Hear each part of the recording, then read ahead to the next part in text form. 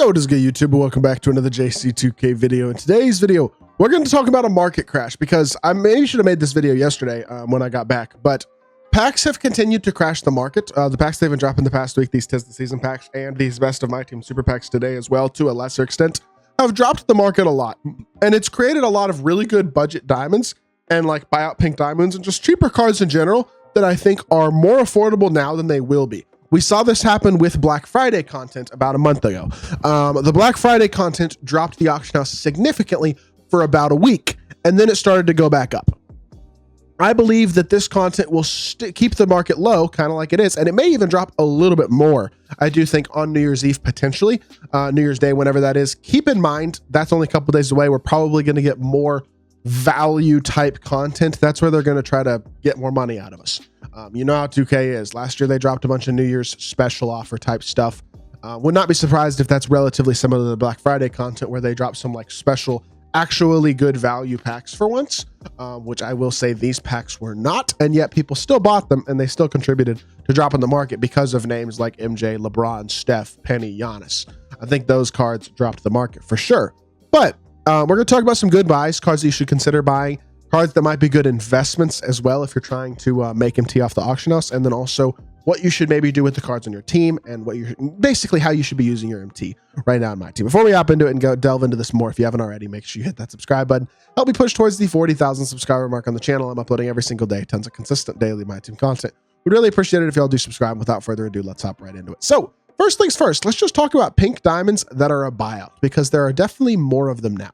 And a lot of good cards too, like this Shawn Kemp. I haven't done a gameplay on him. He's legitimately good, really athletic, versatile defender, super fast power forward, 6'10", has a decent jumper, super athletic. Like this card is good, a buyout, and a cheap buyout too, not just a buyout. He's affordable. Rudy Gay, 80,000 MT, another really affordable card. Yao Ming, 7'6", he's not bad. There's a variety of really good pink diamonds. I mean, Brook Lopez is pretty solid. He's affordable as well. There are a lot of pink diamonds in here that are super affordable that probably won't be pretty soon, like Kyle Korver as well. Really, all the good Tis the Season pink diamonds are the ones you should be looking at and targeting right now to potentially buy, because I think there's a good chance that the price goes up on some of those guys. Guys like Rudy Gay, Shawn Kemp, Kyle Korver, etc. are the types of guys among the pink diamonds that are really affordable that might be good buys. I mean, even a couple of the pink diamonds from today's drop, like Calvin Nat specifically, is another one who jumps out to me as a guy who's really affordable right now and may go up a bit in price because he's a very good card. And so I think when they're basically pink diamonds that are buyouts right now, not all of them are good values, but a lot of them are. Like this Calvin Nat again, 75 KMT. And not only that, this card is pretty rare. As y'all can see, it came out in packs today. So what that means is there aren't a ton of him being pulled, which means his value is going to go up quite simply because he's rare. Scarcity. So the scarcity of cards makes their value go up, obviously. And I think that's what you should be looking for. Is right now the scarcity on a lot of these cards is very common, and it will go away. They will become more rare, and that will raise prices for these pink diamonds. And I think that's true for the diamonds as well. I mean, there are a lot of good diamonds right now that are going for 30,000 MT or less. I mean, a guy like Diamond Marcus Smart, I think I have a couple of extras of him actually, because I think he's a good investment card. But you look through here, 30K MT, there's a lot of diamonds in here now that otherwise would not have been. A lot of cards that are a lot more affordable and a lot cheaper than they previously would have been just for this 30K MT mark. And this goes across the board. When you're looking at top tier cards, especially recent top tier cards, again, Marcus Smart is a great example of this. Excuse me. A lot of these cards will be more expensive in 2 weeks than they are right now, especially the good ones. Not all these cards are good cards. Like a lot of these cards are kind of mid, but some of them are definitely good. And I think those guys could be with cards that are worth considering investing in a little bit, because their price could very easily go up a bit here in a couple of weeks when the market likely starts to or begins to rebound a bit, I guess I should say. Like Al Harrington being 28 KMT is a really good value. There are a lot of really good budget cards right now that, number one, you can pick up to help your team, to fill holes on your team if your team is struggling in a certain area. Like there are guys at pretty much every single position that are really good values, but also as investments. A lot of these cards, again, could make you a lot of MT in the future. And I think that even does kind of to a certain extent go for some of these top end cards as well. Like obviously Giannis is really, really expensive, but he's still pretty common. And now this is something to keep an eye on as well.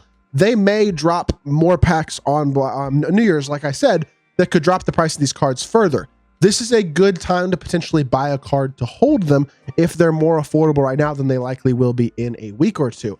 And so that's something, again, I'd be considering. Like Penny Hardaway is, if you could get this card for 600 KMT, that's a good buy right now because his value is not going to drop below that in the foreseeable future, I don't think, unless they truly just drop some ridiculous cards that are like unbelievably game changing, which I don't think is going to happen in the immediate future. I wouldn't be surprised if we kind of see a lull in content, kind of like we did last week, or I guess the last few weeks before this past week or so after Black Friday. Again, I think that's definitely something to keep in mind, that could definitely happen. Getting badged out version of cards right now is also a good thing to do. If you can find a badged out version of a card that you really want, like me personally, I've been looking for a badged out Rudy Gay. I'm looking for one with 20-something Hall of Fame badge or something like that. Somebody put a bunch of Hoffs on Rudy Gay because now is a good time to invest in those cards. So if you are a more budget player, like I said, there are more cards available for you to buy right now. So if you're looking to improve your squad, now is a good time to do that. But if you're also looking to try to make MT, I would find a card, a budget card or a mid-tier card that you think is going to go up in price and consider investing in them. And I'm not going to tell y'all exactly who to do that for, because if I say a specific name, then that card is going to get the price of that card specifically will get driven up probably, and it'll screw things up a little bit, I think. But I do believe that there is definitely a lot of opportunity right now with the auction house to try to make some MT and to try to also improve your team for a cheaper price, if that is what you're looking to do. And that doesn't just go, by the way, for season 3 cards. Like season 2 cards that are really good as well are now more affordable than they ever have been realistically. Like really good cards like Paulo Banchero, like Jaren Jackson Jr. Like this Jaren Jackson Jr. card is still really, really good. And he's almost a buyout now. Like that's pretty incredible to me. This card, who is as elite as he is almost a buyout at this point. A lot of good, really good options that are available right now that I think are more affordable than they have been and then they will be as well. Like Joel Embiid, same story.